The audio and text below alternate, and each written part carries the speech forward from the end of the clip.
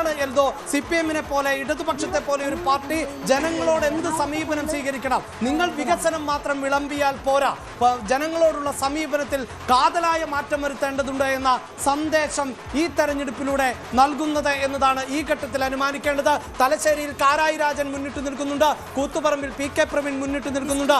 അങ്ങനെയുള്ള കോട്ടകളിൽ മുന്നിട്ട് നിൽക്കുമ്പോഴാണ് ധർമ്മടത്ത് പിന്നിൽ പോകുന്നത്, നേരത്തെ സൂചിപ്പിച്ചതുപോലെ മട്ടന്നൂരിൽ പിന്നിട്ട് പോകുന്നത്, തളിപ്പറമ്പിൽ പിന്നോട്ട് പോകുന്നത്. എന്തോ ഉറപ്പായിട്ടും തവനൂരിൽ 6 റൗണ്ടിൽ പിന്നിട്ടപ്പോൾ 92 വോട്ടായി കൂടുന്നു. തൃത്താലയിൽ VT ബൽറാം ലീഡ് ഉയർത്തുന്നു, 3992 വോട്ടിന്റെ ലീഡ്.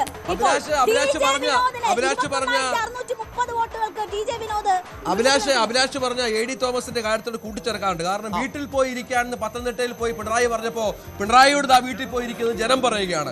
രണ്ടാമത് AD തോമസിനെ കൊണ്ട തല്ല് കേരളത്തിലെ അമ്മ മനസ്സുകളെ നോവിച്ചത് ചെറുതൊന്നുമല്ല, ചെടിച്ചട്ടി കൊണ്ടാണ് ആ ചെറുപ്പക്കാരുടെ തലക്കടിച്ചത്. 8 മാസത്തെ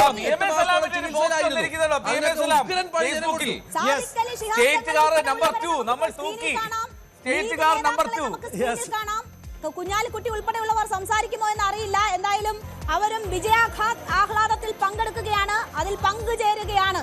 അവരും വലിയ സന്തോഷത്തിൽ തന്നെയാണ്. 42 സീറ്റിലേക്ക് LDF ചുരുങ്ങുന്നു, 41ലേക്ക് ചുരുങ്ങുന്നു, UDF 95ലേക്ക് എത്തുന്നു. ഒരു കാര്യം കൂടി, തമിഴ്നാട്ടിൽ വലിയ അത്ഭുതമാണ് വിജയ് കാണിക്കുന്നത്. പശ്ചിമ ബംഗാളിൽ BJP കേവലം ഒരു സാഹചര്യം ഉണ്ടാകുന്നു. അസമിലും പുതുച്ചേരിയിലും BJP തുടർ ഭരണം ഉറപ്പിക്കുന്നു. അങ്ങനെ മറ്റ് സംസ്ഥാനങ്ങളിലെ സാഹചര്യങ്ങൾ കൂടി നോക്കിയാൽ വളരെ വ്യത്യസ്തമാണ്. തുടർ ഭരണം പ്രതീക്ഷിച്ച MK സ്റ്റാലിനും ഒപ്പം തന്നെ കേരള മുഖ്യമന്ത്രി പിണറായി വിജയനും പശ്ചിമ ബംഗാൾ മുഖ്യമന്ത്രി മമതാ ബാനർജിക്കും കനത്ത തിരിച്ചടിയാണ് ഈ തെരഞ്ഞെടുപ്പ് നൽകുന്നത്. പച്ചലഡുമായി ലീഗിന്റെ ആഘോഷമാണ് വേണ്ടത്. ഇതിനിടയിൽ വാമനപുരം തിരുവനന്തപുരത്ത് LDF-ന്റെ പ്രധാനപ്പെട്ട കോട്ടയായിരുന്ന DK മുരളിയെ വളരെയധികം പിന്നിലാക്കിക്കൊണ്ട്, അതായത് 7ാം റൗണ്ട് എണ്ണി കഴിഞ്ഞപ്പോൾ UDF-ന്റെ സ്ഥാനാർത്ഥിയായിട്ടുള്ള സുധീർ ഷാ പാലോട് 5538 വോട്ട് റൗണ്ടുകൾ പിന്നിട്ട് കഴിഞ്ഞു എന്ന് പറയാം. എന്ത് തന്നെയാണെങ്കിലും ഇതൊരു സന്ദേശമാണ്, ഇതൊരു നിശബ്ദ തരംഗമായിരുന്നു കേരളത്തിലുണ്ടായിരുന്നത്. അത് അങ്ങേയറ്റം ഭരണവിരുദ്ധ തരംഗമായിരുന്നു, ഇടതുവിരുദ്ധ തരംഗമായിരുന്നു, പിണറായി വിരുദ്ധ തരംഗമായിരുന്നു എന്നതാണ് ഈ വോട്ടെടുപ്പിൽ പ്രതിഫലിക്കുന്നത് എന്നതാണ് ഇപ്പോഴത്തെ കണക്കുകൾ.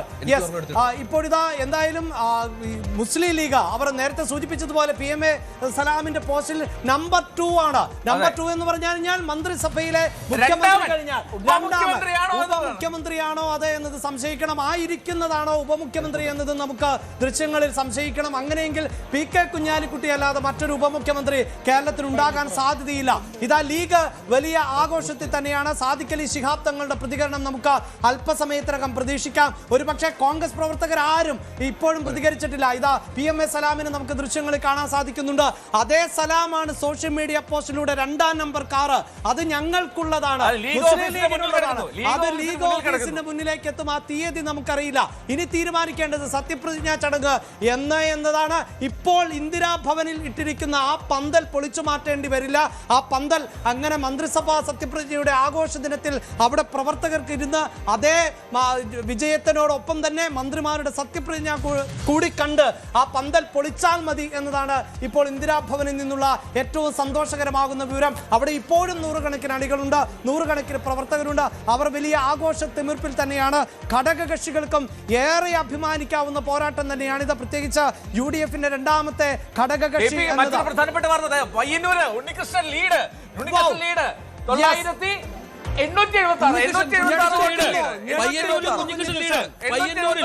പയ്യന്നൂർ അട്ടിമറിയിലേക്ക് കുഞ്ഞിക്കൃഷ്ണൻ ലീഡ്, പയ്യന്നൂരിൽ കുഞ്ഞിക്കൃഷ്ണൻ ലീഡ്, തളിപ്പറമ്പിൽ മധുസൂദനൻ ലീഡ്. CPM-ന്റെ കോട്ടകൾ അമ്പാടെ തകരുന്നു. കണ്ണൂരിൽ പോലും കോട്ടകൾ കോട്ടകൊത്തളങ്ങൾ ഇളകുന്നു. കണ്ണൂരിൽ പോലും വലിയ വലിയ അത്ഭുതങ്ങൾ സംഭവിച്ചുകൊണ്ടിരിക്കുക. അത്ര വലിയ ജനവിരുദ്ധത, ജനവിരുദ്ധ വികാരം, അത്ര വലിയ ജനവിരുദ്ധ വികാരം. അത് കൃത്യമായും CPM-നോടുള്ള വിരുദ്ധതയായി മാറുന്നോ ഈ തെരഞ്ഞെടുപ്പിൽ എന്നതാണ് അറിയേണ്ടത്. കാരണം ഏറ്റവും കൂടുതൽ തോൽവി വാങ്ങുന്നത് CPIM സ്ഥാനാർത്ഥികളാണ് എന്നതാണ്. പലയിടത്തും CPIക്ക് മാനം കാക്കാനെങ്കിലും പറ്റുന്ന തരത്തിലുള്ള വിജയത്തിലേക്കോ അല്ലെങ്കിൽ മുന്നേറ്റത്തിലേക്കോ സാധിക്കുന്നുണ്ട്.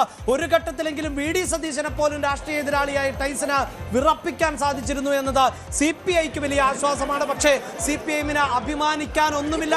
പ്രധാനപ്പെട്ട നേതാക്കളിൽ മുഹമ്മദ് റിയാസ് മാത്രമാണ് ഇപ്പോൾ മുന്നിട്ട് നിൽക്കുന്നത്. 43,639 വോട്ടുകൾ കിട്ടുന്നു. 876 വോട്ടിന്റെ ലീഡ്. TI മധുസൂദനന് കിട്ടുന്നത് 42,763 വോട്ടുകളാണ്. കഴിഞ്ഞ തവണ 40,000-ലധികം വോട്ടുകൾക്ക് ജയിച്ച ഇടത്താണ് ഈ അവസ്ഥ എന്നത് ഓർക്കണം. വലിയ മറ്റൊരു ചിത്രം, അതായത് കാസർഗോഡ് കേരളത്തിന്റെ ചരിത്രത്തിലെ ഏറ്റവും വലിയ മാജിക് നമ്പറിലേക്ക് ഞങ്ങൾ എത്തിയിരിക്കുകയാണ്.